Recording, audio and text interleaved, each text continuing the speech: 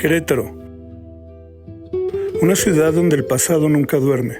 Sus calles coloniales, sus templos, sus casonas antiguas, todo parece guardar secretos. Muchos la conocen por su historia nacional, por su arquitectura, por su belleza. Pero quienes la habitan saben otra cosa. Querétaro es un lugar que ama sus leyendas y también sus historias de terror. Error 404. Explicación no disponible. Vamos a recorrer los motivos clásicos por los que esta ciudad es famosa y después entraremos en la parte más oscura. ¿Por qué Querétaro tiene un gusto tan particular por contar, revivir y difundir relatos sobrenaturales? Querétaro, una ciudad con historia viva. Querétaro es una de las ciudades más antiguas y simbólicas de México. Fundada oficialmente en 1531, es conocida por su mezcla entre lo indígena, lo virreinal y lo moderno. Tres cosas la hicieron famosa desde hace siglos. Primera, su papel clave en la independencia de México. En estas calles se fraguaron conspiraciones, reuniones secretas y decisiones que cambiaron el país. Segundo, su arquitectura única. El acueducto, con sus 74 arcos y sus más de 1,200 metros de largo, sigue siendo un ícono visual. Sus templos barrocos, sus plazas y sus casonas antiguas forman un escenario que parece detenido en el tiempo. Tercera, su riqueza cultural y su crecimiento ordenado. Querétaro siempre ha sido sinónimo de tranquilidad, industria, cultura y buena calidad de vida. Pero con tanta historia acumulada también llegan las sombras. Cuando el pasado se queda a vivir. A diferencia de muchas ciudades modernas, Querétaro conserva estructuras del siglo XVII y XVIII en perfecto estado. Y donde hay muros viejos, también hay memorias. Los queretanos siempre han dicho que las casonas guardan voces, que en los túneles bajo la ciudad aún resuenan pasos, que en los templos antiguos las sombras a veces se mueven más de lo normal. Querétaro es famosa por su historia, pero también por algo más, su afición a recordar lo que no se puede explicar. Las leyendas que hicieron famosa a la ciudad. Durante décadas, las leyendas queretanas se han transmitido de boca en boca, de generación en generación, y se convirtieron en parte de su identidad. Estas son algunas de las más conocidas. La Carambada, la bandida justiciera que robaba a los poderosos y aterraba a quienes abusaban del pueblo. La Zacatecana, una historia de crimen, celos y un espíritu que dicen jamás abandonó la casona donde todo ocurrió.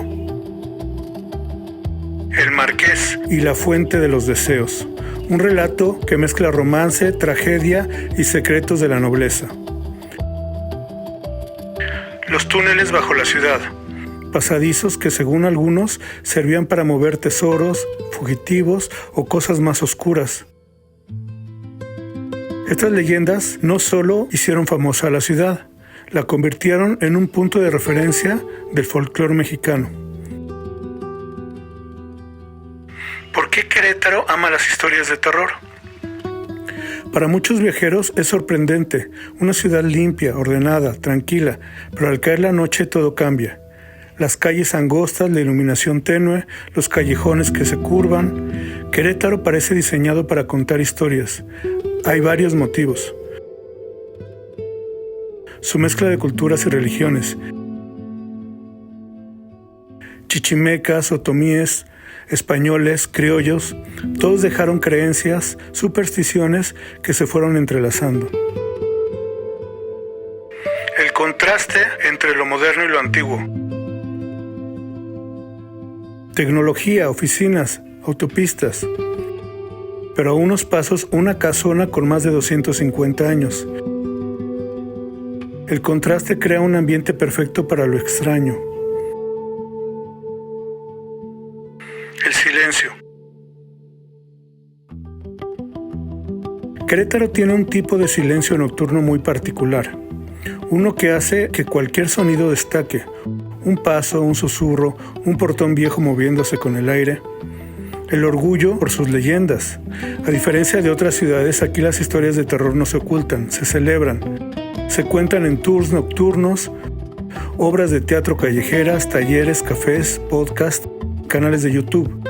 Y eso alimenta una cadena que no se rompe. Cuantas más historias se cuentan, más personas quieren contar las suyas. Una nueva ola de interés. El fenómeno Mijangos. En años recientes hubo un caso que revivió el interés nacional e incluso internacional por Querétaro, el caso de la Mijangos. Cómo un crimen ocurrido hace décadas se convirtió en uno de los temas más buscados, comentados y estudiados, no solo en México, sino en muchos países. Desde documentales e investigaciones, videos virales, podcasts, novelas y análisis psicológicos. El caso se convirtió en una ventana que lleva a millones de personas a descubrir algo inesperado. Que Querétaro tiene un lado oscuro, un lado que desentona con su imagen moderna, limpia y tranquila, un lado que algunos prefieren no mirar, pero que muchos otros no pueden dejar de observar. El fenómeno Mijangos no solo habla del crimen, habla de la fascinación por el morbo, lo prohibido, por lo inexplicable, y de cómo una sola historia puede reactivar la curiosidad de una ciudad entera. Querétaro es historia, es belleza, es tradición, pero también es misterio. Entre sus templos, sus túneles, sus casonas y sus sombras, la ciudad mantiene una costumbre que no muere: contar historias que erizan la piel. Y mientras alguien quiera escuchar, Querétaro seguirá hablando. Porque en esta ciudad las leyendas no mueren, solo esperan a que alguien las vuelva a contar.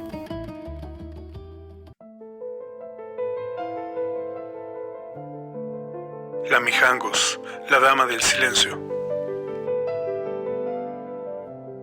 Querétaro y su leyenda más oscura.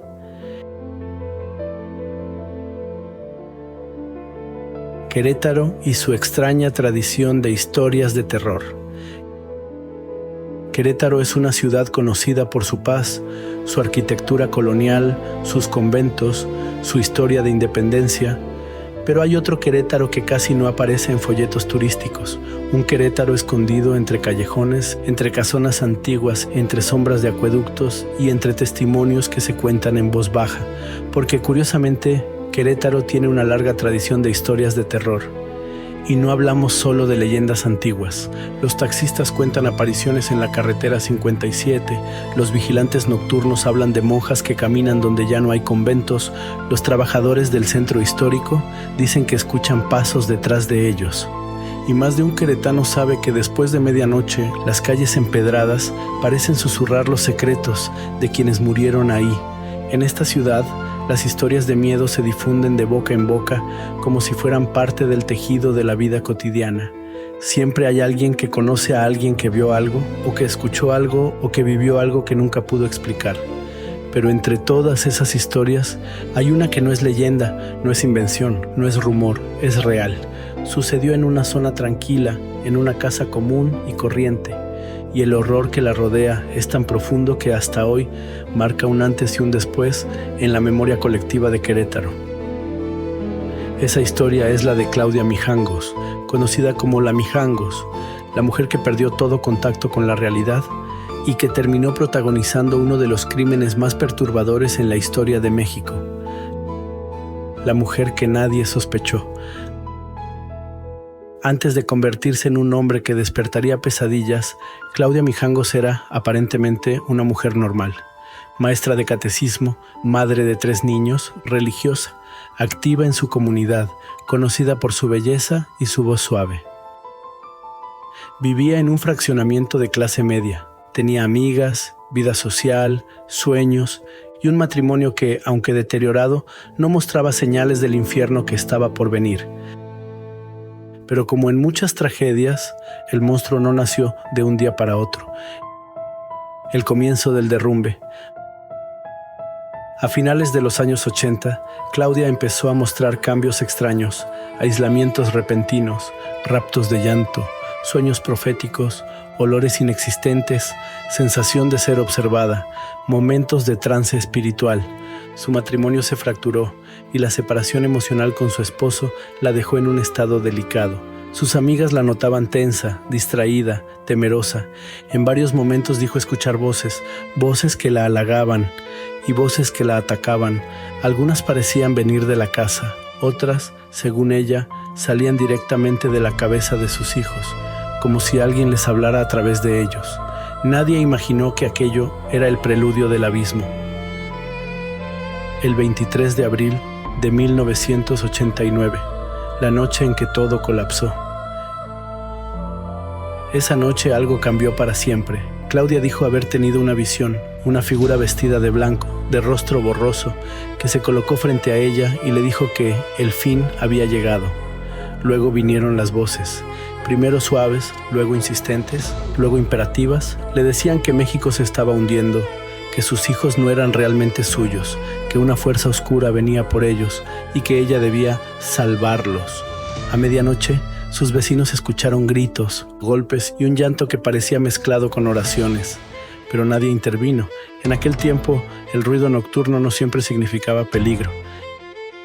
El acto inimaginable. En algún punto entre la 1 y las 4 de la madrugada, Claudia entró en un estado psicótico total. Despertó a sus 3 hijos, Alfredo, de 7 años, Ana Belén, de 9, Claudia María, de 11. Los abrazó. Les habló de Dios, les habló del fin del mundo. Les dijo que había algo malo en la casa. Las voces dijeron que debía evitar que sufrieran lo que vendría. Y entonces ocurrió el horror. Con un cuchillo de cocina, la mujer atacó a los 3 niños, uno por uno. Lo hizo llorando, temblando, pero convencida de que estaba liberándolos. En un punto del ataque, fue herida por su propia arma y dejó un rastro de sangre por toda la casa mientras seguía luchando con su delirio. El silencio que siguió fue absoluto, como si la casa entera hubiese quedado vacía de vida. La desorientación, la madre caminando entre los cuerpos. Las autoridades llegaron al amanecer alertadas por familiares. Encontraron a Claudia fuera de sí, cubierta de sangre, repitiendo frases inconexas sobre ángeles, batallas y el enemigo. Uno de los oficiales dijo que ella lo miró con una expresión perdida y le preguntó: ¿ya se acabó el ruido? En los recovecos de la casa, los cuerpos de los 3 niños yacían en posiciones que parecían casi rituales, como acomodados por alguien que buscaba ordenar el caos. La escena era tan impactante que varios policías abandonaron la fuerza después de aquel día. La casa de la Mijangos, un lugar que nadie quiere habitar. La casa fue sellada. Años después fue adquirida por particulares, pero nadie se ha quedado mucho tiempo. Quienes han vivido ahí reportan pasos de niños a medianoche, risas que vienen del baño principal, platos que se mueven solos, luz que se enciende aunque la corriente esté cortada. Sueños donde una mujer grita: «Aléjate de mis hijos». Un par de personas han dicho que al despertar vieron a una niña parada junto a la cama, muda, observando. Un investigador paranormal aseguró que dentro de la propiedad hay una presencia dividida en 4 partes.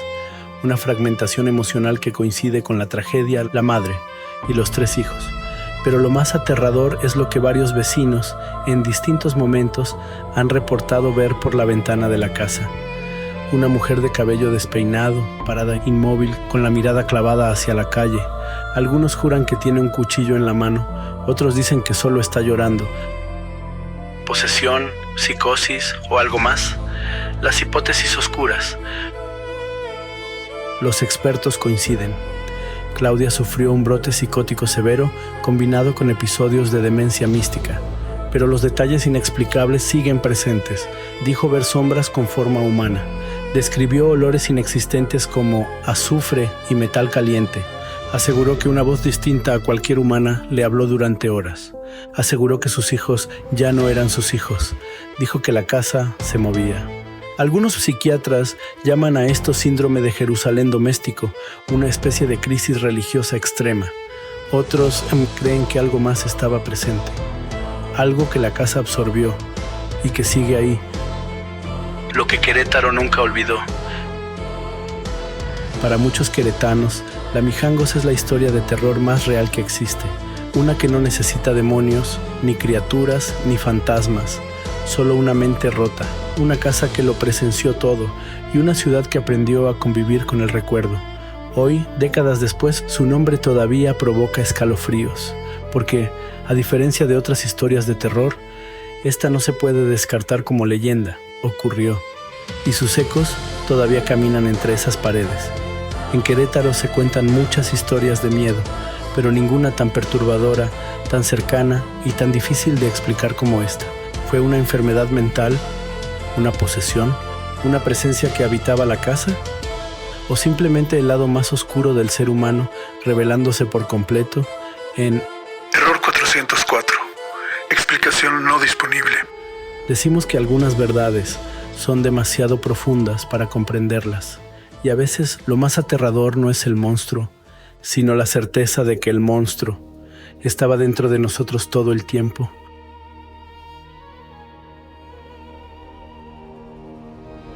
Comparativas, causas y reflexión social. Hemos recorrido una historia que marcó Querétaro y que despertó curiosidad y horror en todo México, el llamado caso de Lamijangos. Compararemos este caso con otros episodios similares en el mundo. Exploraremos las explicaciones clínicas que suelen aparecer y reflexionaremos sobre lo que podemos aprender como sociedad. Ubicación del caso y por qué volvió la atención pública. El nombre Lamijangos se asocia a la memoria colectiva con un caso de filicidio ocurrido en Querétaro que, por su impacto, generó libros, podcasts y documentales. Se convirtió en un símbolo de la pregunta que el país se hace con frecuencia. ¿Cómo puede una madre llegar a matar a sus propios hijos? El caso ha sido objeto de análisis judicial, psiquiátrico y mediático, y su resonancia llega tanto a foros locales como internacionales. Casos comparables en otros países. Andrea Yates, Estados Unidos. Madre estadounidense que mató a sus 5 hijos y cuyo caso se vinculó claramente con un episodio grave de enfermedad mental postnatal, psicosis postparto, depresión grave. El proceso legal y las evaluaciones psiquiátricas mostraron que la enfermedad mental jugó un papel central en sus actos y en la forma en que el sistema judicial lo abordó. Susan Smith, Estados Unidos. Otro caso ampliamente cubierto mediáticamente, donde una madre fue responsable de la muerte de sus hijos. En su caso, los rasgos que se destacaron a un nivel público fueron el móvil de comenzar una relación y la negación inicial del hecho, aunque los análisis posteriores exploran factores personales y situaciones de vida. Dennis Loser y otros casos en los que la psicosis, a veces con contenido religioso o voces que ordenan, se ha documentado como factor esencial. En algunos casos, las madres afirmaron tener órdenes divinas o escucharon voces. En otros, la enfermedad mental se combinó con creencias religiosas intensas que distorsionaron la percepción de la realidad. Panorama general.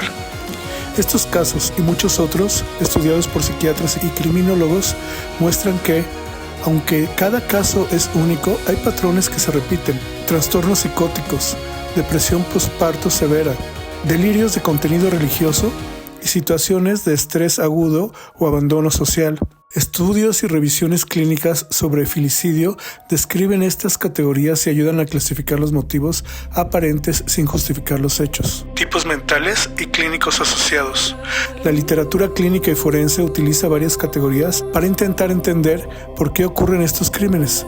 No son excusas, son marcos para comprender y prevenir. Clasificación clásica. Resnick. La clasificación clásica distingue según el motivo aparente. Filicidio altruista, cuando el progenitor cree salvar al niño de un sufrimiento.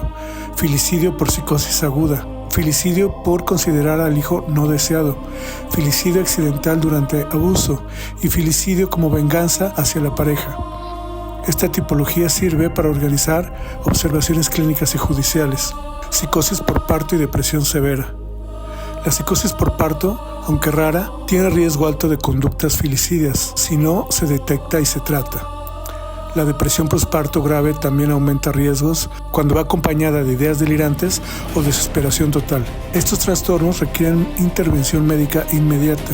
Trastornos psicóticos y neurológicos. Existen casos en que episodios psicóticos, esquizofrenia, trastornos esquizoafectivo y condiciones neurológicas, por ejemplo epilepsias con afectaciones del lóbulo temporal, han formado parte del cuadro clínico, alterando la percepción y el control de impulsos. En algunos expedientes judiciales, estos diagnósticos fueron determinados para aplicar medidas hospitalarias en vez de penas más severas. Munchausen by proxy y maltrato médico, contextos distintos. Aunque es distinto al filicidio directo, el síndrome antes conocido como Munchausen by proxy, o abuso de menor fabricado o inducido, refleja otra forma en que una madre o cuidador puede causar daño letal, induciendo o exagerando enfermedades para obtener atención.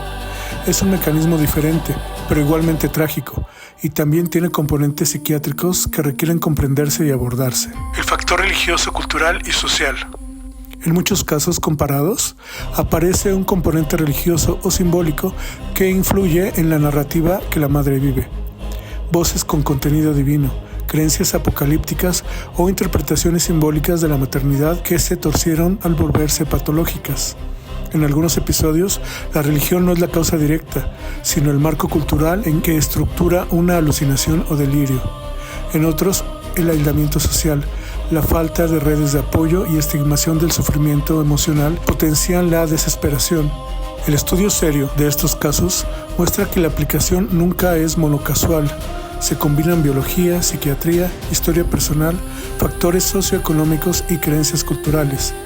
Entender esa mezcla es clave para la prevención. Similitudes y diferencias clave entre casos. Si ponemos lado a lado la Mijangos y otros casos internacionales, encontraremos patrones recurrentes. Presencia de enfermedad mental. Psicosis, depresión severa, trastornos del estado de ánimo, como en muchos casos. Contenido delirante con elementos religiosos. Aparece en varios expedientes donde la madre afirma recibir órdenes o visiones. Aislamiento y fallas en la red de apoyo. Muchas mujeres que cometen filicidio no recibieron o no aceptaron tratamiento y vivían con poco apoyo familiar o social. Contexto mediático y simbólico. Casos de alto impacto son narrativizados y pasan a formar parte del imaginario, generando debates sobre la culpabilidad, enfermedad y justicia. Pero también hay diferencias. El curso clínico, el acceso a tratamiento, la respuesta de los sistemas judiciales y la cultura local hacen que cada caso sea único y requiera respuestas locales específicas. ¿Qué nos dicen los expertos sobre la prevención? La investigación y los especialistas coinciden en varias medidas prácticas para reducir riesgos. Detección temprana de depresión posparto y seguimiento psiquiátrico. Acceso fácil y no estigmatizado a servicios de salud mental. Redes de apoyo comunitarias que acompañen a madres en crisis. Programas que eduquen sobre señales de alarma y ofrezcan vías de intervención sin culpa ni vergüenza. Estas medidas no eliminan todos los riesgos, pero sí disminuyen la probabilidad de que una crisis se transforme en tragedia. Reflexión y llamado a la armonía. Los hechos como los que vinculamos al nombre de la Mijangos nos golpean por dos razones: la magnitud del daño y la fractura de la confianza que dejan en la comunidad. Pero mirar solo el horror no nos hace más sabios. Mirar las causas complejas y dolientes sí nos permiten actuar. Como sociedad y como individuos podemos elegir tres caminos correctos. Abrir espacios de apoyo sin juicio para quienes sufren, familiares, vecindarios, escuelas. Pedir y facilitar apoyo profesional cuando la salud mental se deteriora. Dejar de normalizar pensamientos tóxicos, la culpa, la vergüenza, la idea de que pedir ayuda es debilidad. Si algo nos enseñaron estas historias es que detrás del acto hay una mente que se rompió. Una mente que, con más apoyo, podría haber recibido otra salida. No se trata de justificar, se trata de prevenir, acompañar y humanizar la respuesta social. Si tú o alguien que conoces pasa por una crisis emocional, busca ayuda profesional. Hablemos con compasión, construyamos una vida más armónica, más ligera y alejada de pensamientos tóxicos. Nuestras fuentes principales han sido una clasificación clásica y análisis de filicidio de P.J. Resnick, Child Murder by Parents, revisión general sobre filicidio y categorías clínicas por S.G. West, An Overview of Filicide. Caso Andrea Yates, vínculo con psicosis posparto y su impacto mediático forense. The Lancet. Información general sobre la Mijangos y su relevancia mediática en Querétaro, gracias a Wikipedia. Artículos y guías sobre el abuso médico inducido. Munchausen by proxy y su elevación conceptual, Medical Child Abuse, AAP Publications. Error 404. Explicación no disponible. Si te ha gustado este video, suscríbete y activa la campanita. ¿Conoces más información acerca del caso del Mijangos o de temas que hayan sido similares de filicidio? Compártenoslo en los comentarios. Gracias.